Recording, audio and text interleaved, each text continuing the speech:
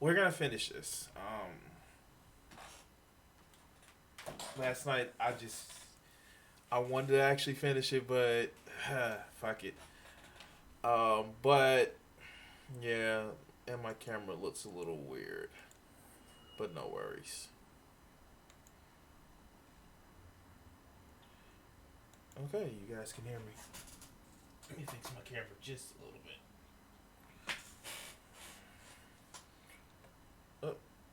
Moved it over a little bit too much.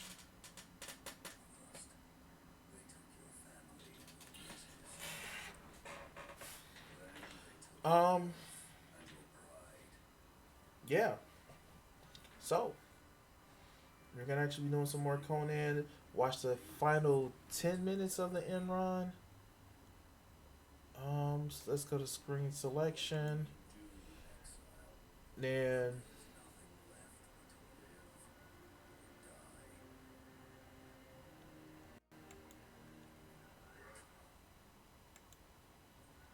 damn, I am pretty much at the end of it. This is gonna be some shit. Let's see, where are we at?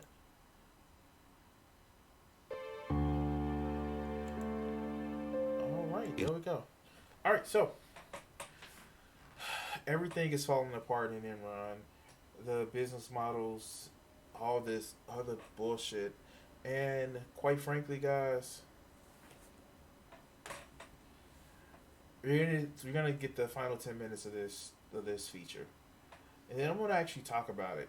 I'm gonna talk about everything that I've seen through this documentary, and just my closing thoughts. So let's run the intro, and time to start. This is Crimson 60620. Thank you for watching my video.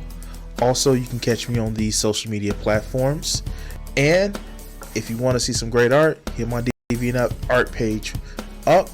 And finally, support my Patreon. Thanks.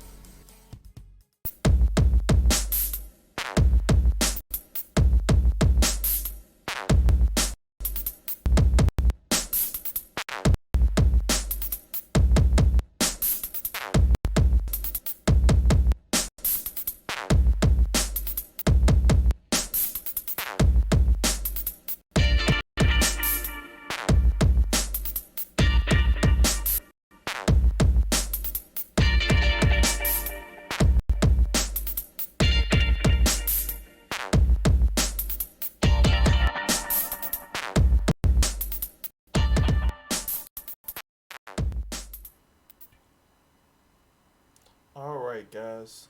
So we're doing Conan. And as I said before, I do Conan because this is the world that capitalists really want to live under. The part where it's just ardent, blatant, laissez faire, anarcho capitalist, where you trade in one commodity money. Well, in Conan, you trade in violence. But you can actually get money too. Mostly trade in violence. So, let's listen to the final section, and then we can critique it.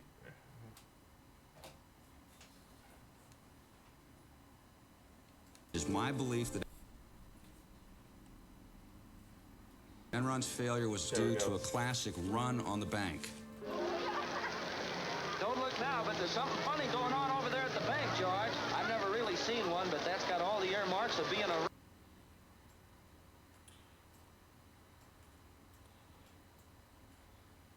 Come on now.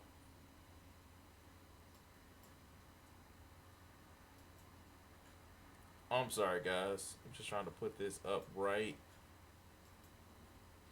There we go. So just that comment alone kind of lets you know exactly how fucked up the situation is. They're mentioning It's a Wonderful Life, but a run on the bank lets you know that that bank doesn't have enough fucking money. He actually indicted himself more than what he think he did by saying it was a run on the bank. But let's continue. Run.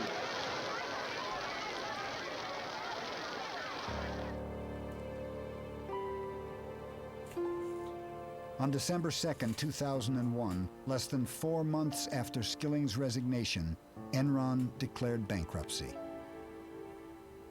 I remember it was just a strange kind of a surreal day. We learned around 9:30 about the bankruptcy and that we were all being let go. We all felt like we were on the Titanic and the last lifeboats had long gone and we were just now on the sinking ship. We had 30 minutes to leave the building, and at that point, it was no longer like being on the Titanic. It was kind of like being on the Lusitania. The torpedo had hit, and there's 20 minutes to get out. There was a lot of disbelief. So, and this is one of the things that just blows my fucking mind. It's never that these guys who make the decisions live with what's going on or live with the pain and suffering they cause. Oh, we lost from 160 million to 120 million and only $1 million in liquidity. You're complaining that you fucking lost $1 million. $1 million fucking dollars. You have only $1 million in readable cash. While people have lost their livelihoods, while people have lost every fucking thing, I only have $1 million. What the fuck now? I'm sorry. Let me play that on the world's smallest violin for you. Let's continue. Very few of the rank and file people ever dreamed that Enron would actually go bankrupt.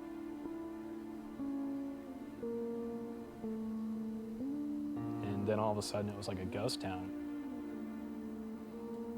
I can remember going into the old building on certain floors late in the afternoon or evening, and it was scary. There'd be like papers blowing around and nobody there, and it was very eerie.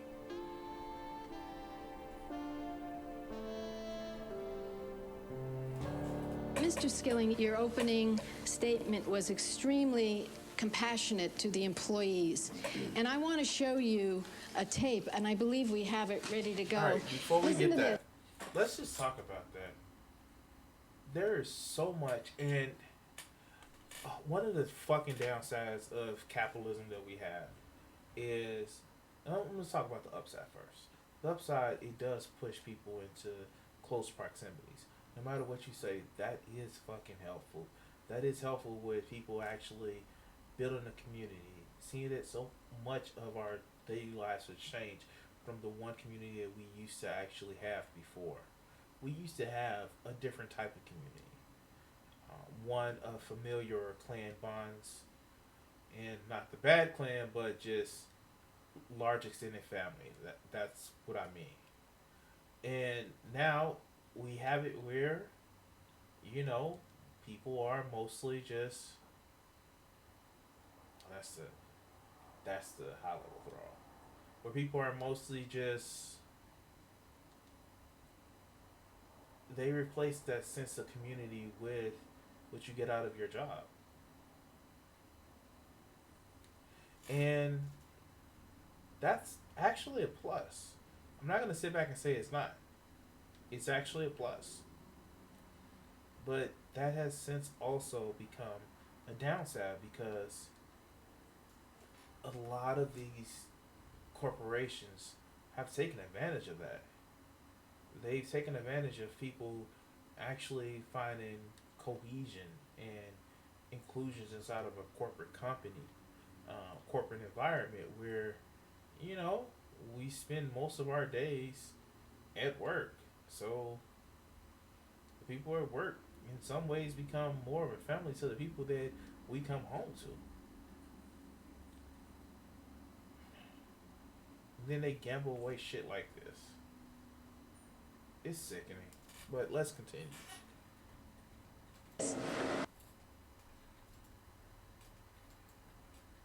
Should we invest all of our 401k in Enron stock? Absolutely. Don't you guys agree? Why is it that you had begun unloading your stock pretty heavily before that date and yet led the employees to think they should keep buying stock? Ms. Senator, I have been a major shareholder in Enron Corporation, and you can take the videotape to mean what you want it to mean. I was a supporter of Enron Corporation. You know what happened to those people. They lost everything. Barbara Boxer. I remember she actually fought for her constituents, but yeah.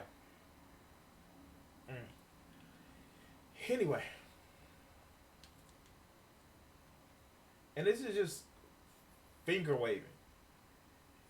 They didn't pay any fucking cost for this. Not like the cost that these other people have actually paid. They didn't pay anything.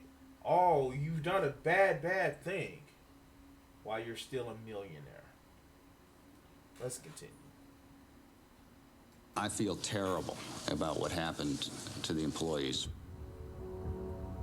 Well, at one time, things were really rosy for us, and we all had some really nice-looking 401ks and pensions, and it peaked, and then it just started going down and went lower and lower and lower. The peak, I had about $348,000, and I sold it all for $1,200. Was what I got for it when it was done. Damn. While Enron's stock was plummeting, the retirement accounts of Enron's rank-and-file workers were frozen. We were frozen out of our accounts. It was right about $32, I believe. And over that time, from when it was frozen to when it opened up, I think it went down to $9. And we could not access it. And what came out later that was so bad was the fact that Ken Lay and Skilling and all the top people were moving their money then. But we couldn't. The insiders had sold off $1 billion of their stock. Let's just think about that. The people who fucked up the company were able to sell their stocks, get out while the getting out was good. But the rank and file people who, in the end, had to live, had to, like, these people were coerced to put in their money into this company that these people knew that was dead, that was dying. They knew it was dying. But they told everybody else, oh no, it's fine, put in your money. Put in your money. They privatized the profits and socialized the losses. What the fuck? Like, for real. Like, how dare you? And I know we're going to have the clockwork troll come in and say, oh, you're hating on Enron. In reality, they did it to themselves. They took a them problem and turned it into a you problem.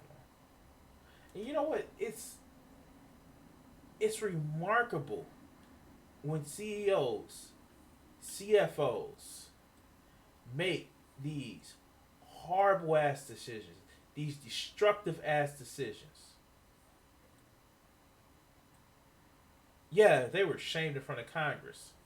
But how many times since then have you seen these companies destroy not only their livelihood, their companies, their bread and butter, but destroy thousands of lives. And then they say, well, companies have to company. I'm going to save all these thoughts for later, but let's continue. Compare that to the lineman who worked for a state-owned utility company for most of his life, put away money each month, and what's he have to show at the end of the day for his years of hard and decent labor? He gets a big goose egg. And Pi is out in Hawaii somewhere with $350 million in the bank. That's wrong.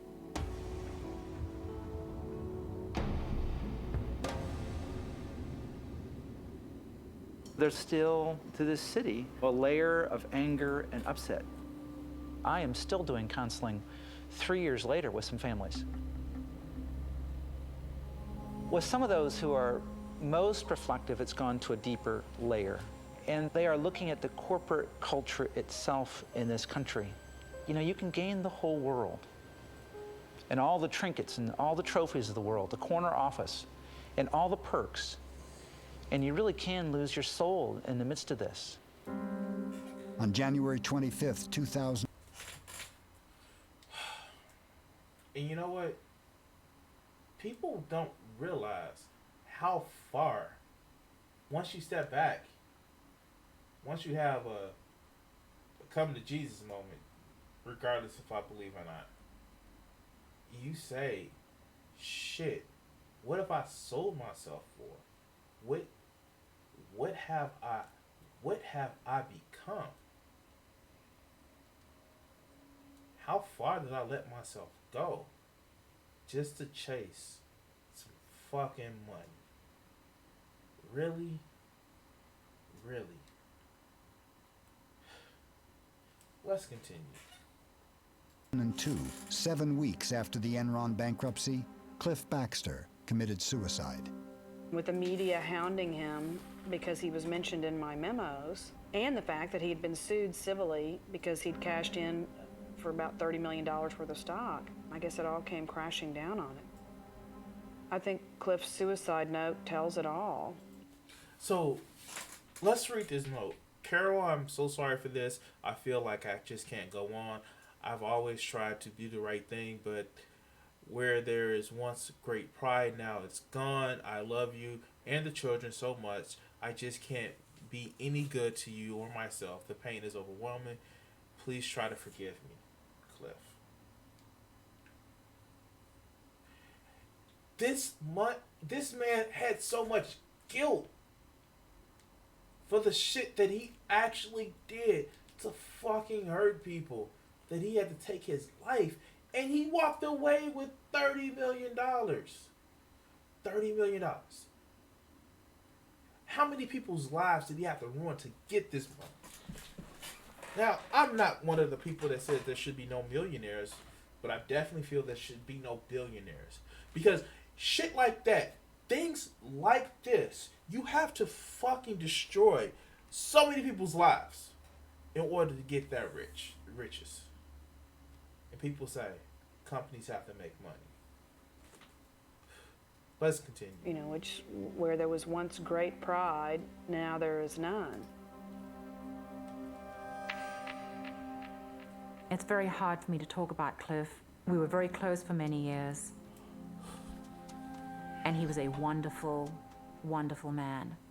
But a lot of who Cliff was tied up in how he had succeeded at Enron. It is hard to look at your life's work and say, it's failed. But you have to take a long, cold look at yourself and say, who was I? Who did I become? And realize that you may have seen your shadow. Andy Fastow pled guilty to conspiracy to commit wire fraud. He agreed to forfeit $23 million in assets. His sentence was reduced to 10 years in exchange for testifying against other Enron executives. 10 fucking years. 10 years. 10 years. And he gave up $23 million. He got away with taking 160 million dollars. That's a fucking slap on the wrist. And yeah, it's no such crime as lying and deceiving your employees to make a profit, but it was just wire fraud. Wire fucking fraud. Come on now. Let's continue. Why Enron? Why not WorldCom or Tyco or Global Crossings? Ultimately, in Enron, the fatal flaw was the sense that brains and wiliness could outthink the way that the system eventually will work. In 2004, Jeff Skilling was indicted for insider trading and conspiracy to defraud investors. Pleading innocent, he paid his attorneys a retainer of $23 million to defend him. Enron should not be viewed as an aberration, something that can't happen anywhere else, because it's all about the rationalization that you're not doing anything wrong. We've involved Arthur Andersen, we've involved the lawyers, the bankers know what we're doing. There's a sense, the diffusion of responsibility. Everyone was on the bandwagon, and it can happen again.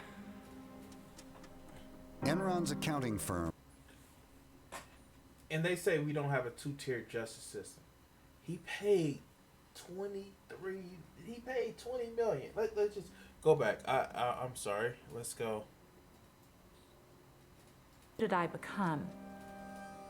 And realize that you let's may go have back and seen listen your to shadow. that. Andy Fastow pled guilty to conspiracy to commit wire fraud. He agreed to forfeit $23 million in assets. His sentence was reduced to 10 years in exchange for testifying against other Enron executives.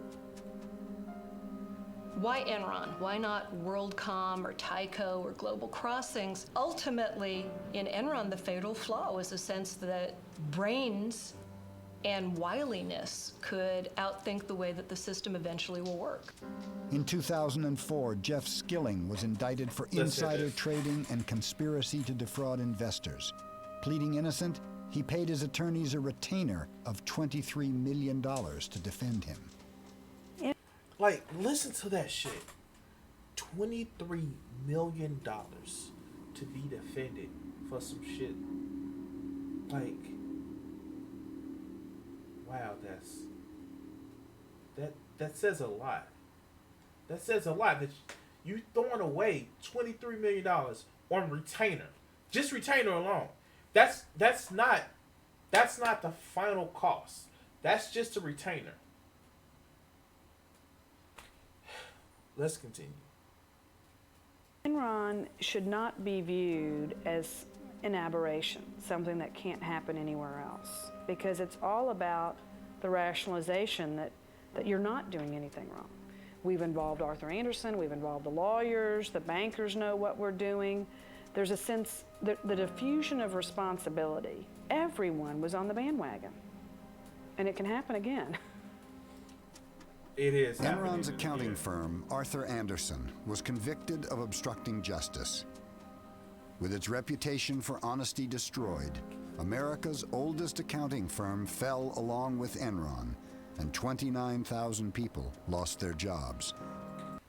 So not only did they take down their company, but they destroyed Arthur Andersen. And I remember growing up, Arthur Andersen was a big name because they looked the other way for some shit that they knew that they were doing wrong.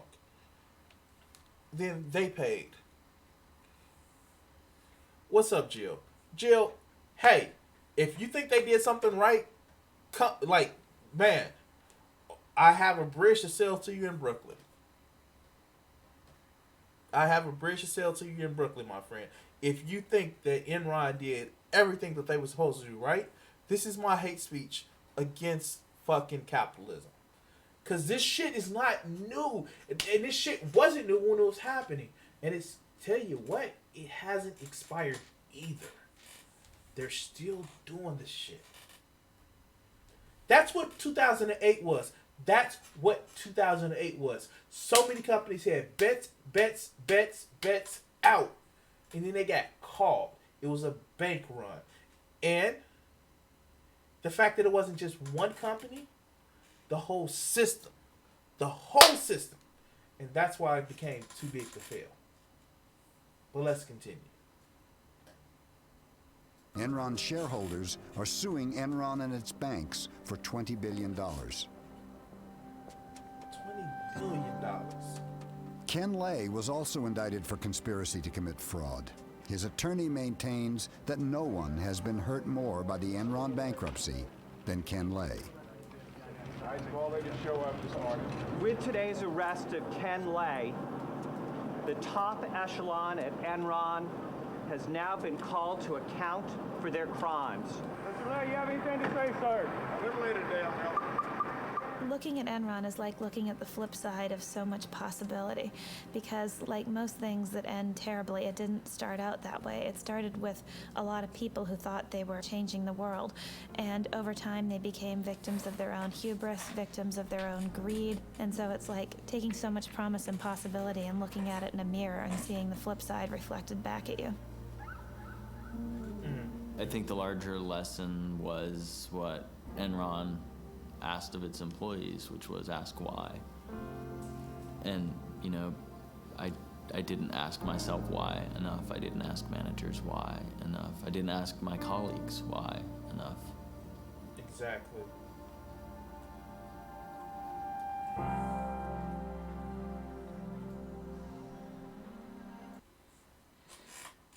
So,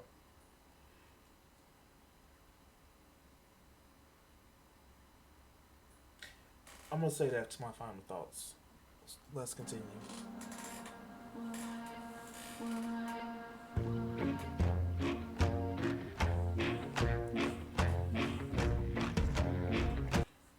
Let's just look over some of these facts.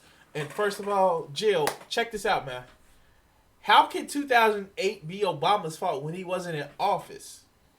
Think about that for a second. The person who was in charge of the economy was the subject, and one of the subjects in the video, George W. fucking Bush.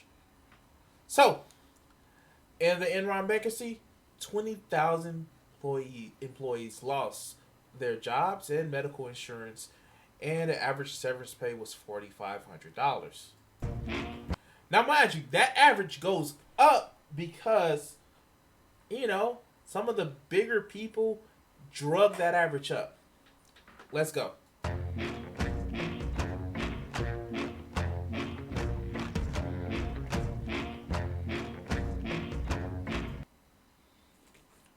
Employees were paid, top executives paid bonuses totaling $55 million. Let's go. Employees lost $1.2 billion in retirement funds. Those are people that weren't already retired that were still working, and the people that were already retired lost $2 billion. Let's keep going, keep it going.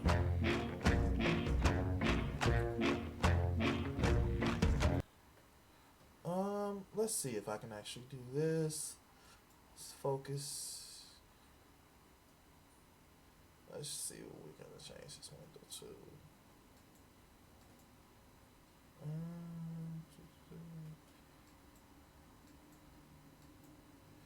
Here we go. So, criminal charges. 15 guilty pleas, 6 convictions, 1 acquittals, 11 pending cases, and I would probably have to go back and change this. 3 California traders pleaded guilty to wire fraud. 4 Merrill Lynch executives convicted of fraud in the Nigerian barge case. You know, the barge that they bought and set it in New York for power, and then sold it back to Enron, which was basically a loan and the barge was collateral. I sell you out to the junk man, baby, for a buck. Yeah, we turn this shit down right quick. let's see if there's anything else afterwards. Oh, no, nothing else. All right, so let's go ahead and close that. All right, and we'll close this out. Let's see if we can actually focus. Put this up. All right, yay. Okay, so I'm gonna get my final thoughts about this. And I'm sorry, I probably could have did it in 2 takes, in 2 things, guys. You know me, unless I'm really engaged in the story, it's hard for me to actually go ahead and do a whole video like this. Bring back my chat menu up. Okay, cool. Bring that up. Okay, cool. So, and you know, when it's some things in my professional life that really encouraged me to actually get this video and actually go through this. And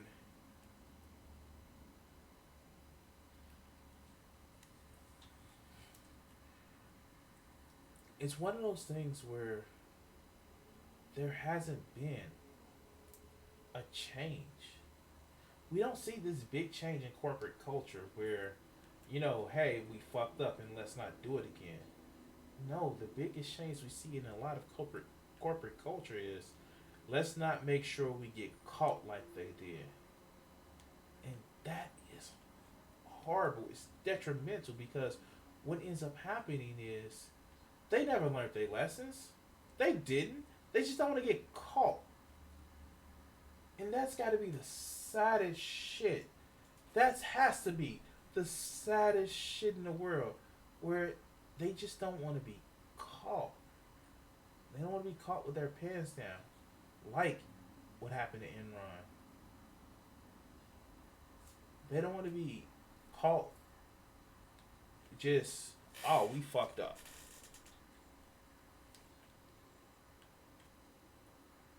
And damn it, it's like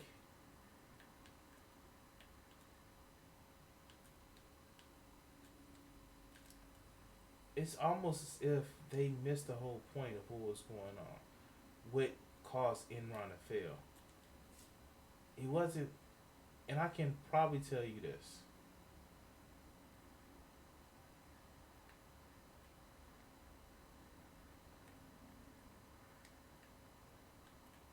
It's almost as if a lot of these guys, it's like, oh, that's just the way business is. We did what we needed to do to make money. And that is a horrible, horrible way to live. That's a horrible sentiment to have. And you know what? I'm about to go up to the north. I need to get a couple things. But I need to actually not be cold. Okay, so that is a horrible ass sentiment to have, to say, well, we need to make sure that, fuck, I need to build another one.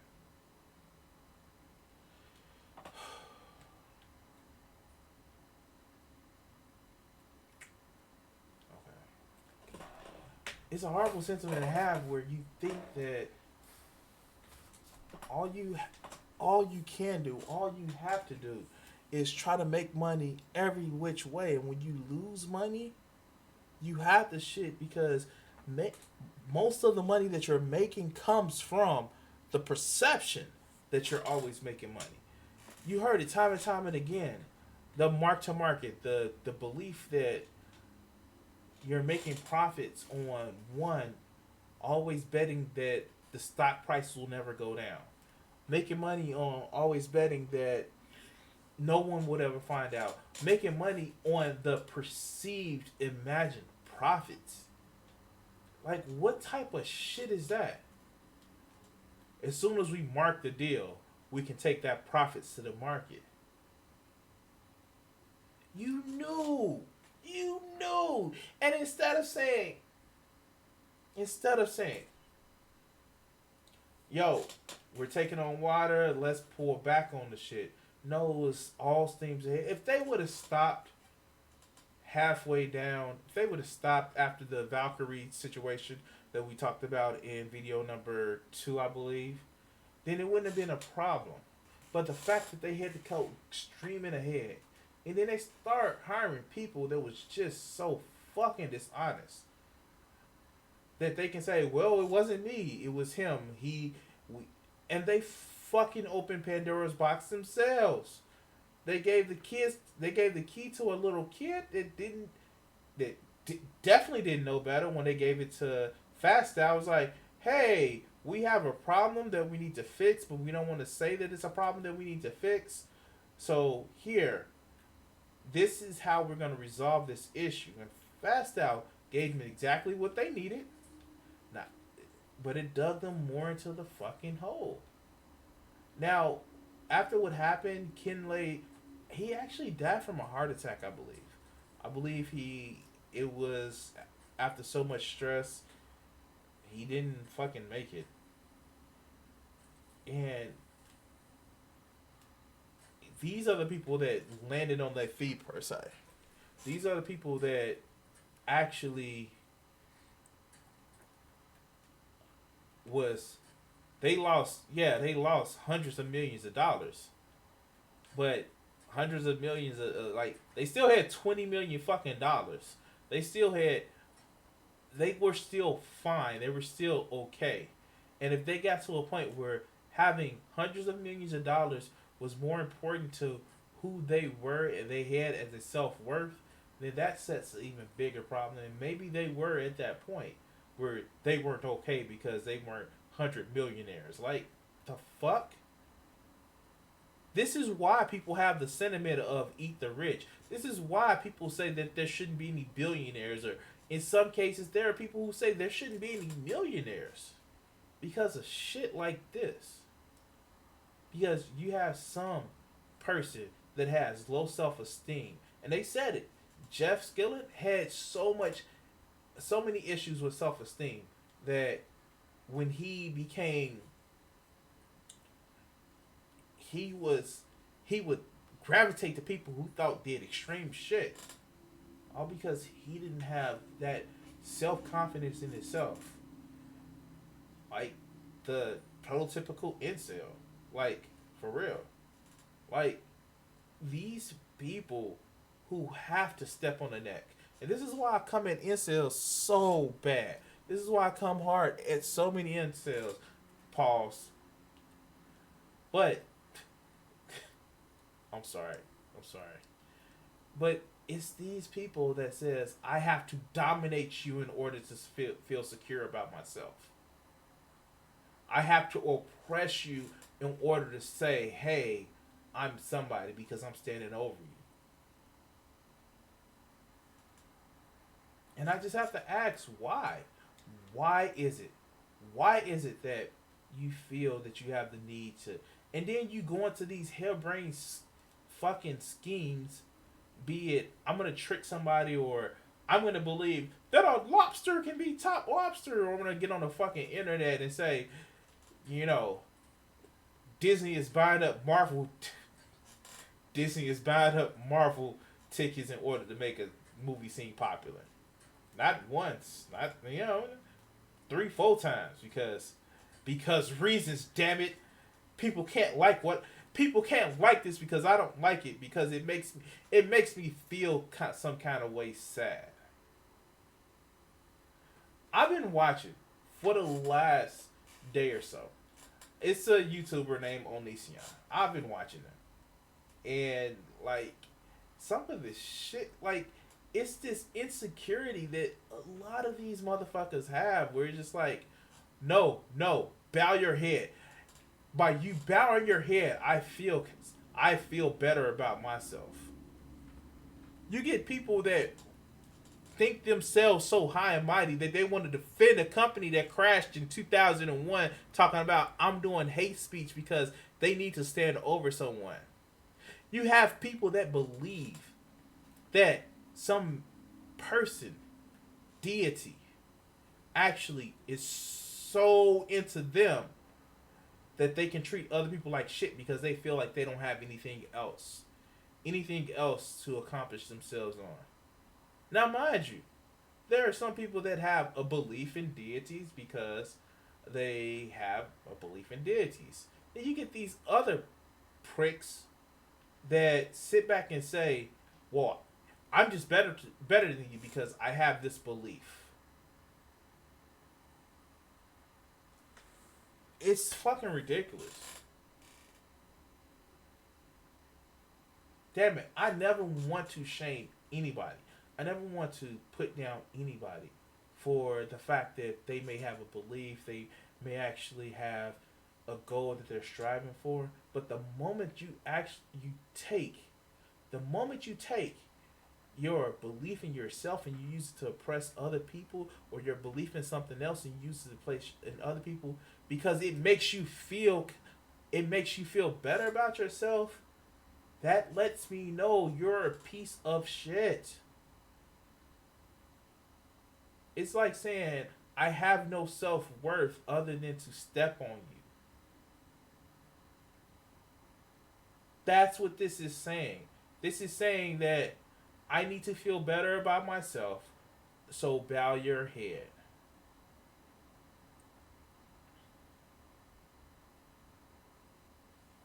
I don't know what else to say. I definitely don't know what else to say.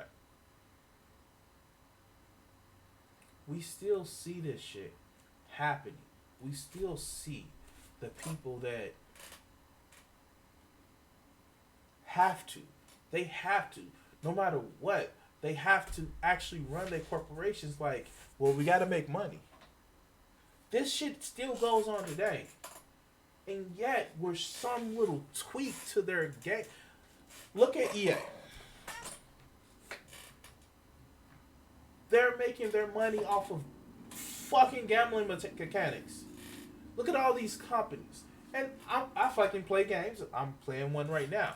Look at all these companies that sit back and say, well, we have to do this to make money, and put up record gains. Fucking what was that? Was that Activision? Yeah, Activision Blizzard. Put up record gains, but because they were losing money, they had to close down studios, or they had to close out studios. This shit isn't sustainable. And right now, Enron isn't the exception. They may be the exception in some of the dishonesty that they have, but that's not the exception. They're the fucking rule. And all because companies have the company.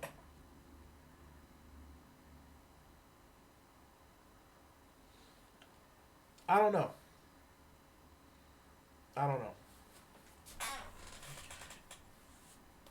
And it's not going to change unless the people, the front line, the rank and files, the bottom of the barrel employees actually start sticking together to force these motherfuckers to change instead of buying the bullshit.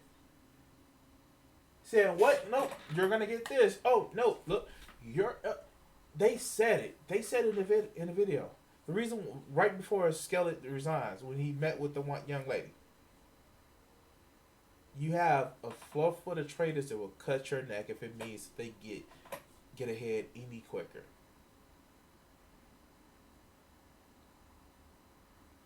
How many times, you at your job, how many times have you actually said that I want to be up? I work in a call center. Do you know how many times I hear I want to actually move up so I can get off these phones? Like, you're too good for the shit. How many times you have something equivalent where I'm going to do this so I won't have to do this grunt work? That sense that I'm better than this work, which in a lot of cases translates, I'm better than these people, and gives people the justification for just doing more fucked up shit. Because I'm better than this, I'm better than these people, I deserve to be better. And it starts to turn into, They're just means to an end. And that's all Enron turned into. Means to an end for people to, one, cover their reputation, because that was one of the most important things. Dude took his life because he felt a sense of shame of the fact that he was being questioned. People started to look at him a different way because I just was doing what I need to. Arthur Andersen lost their company because their reputation was destroyed.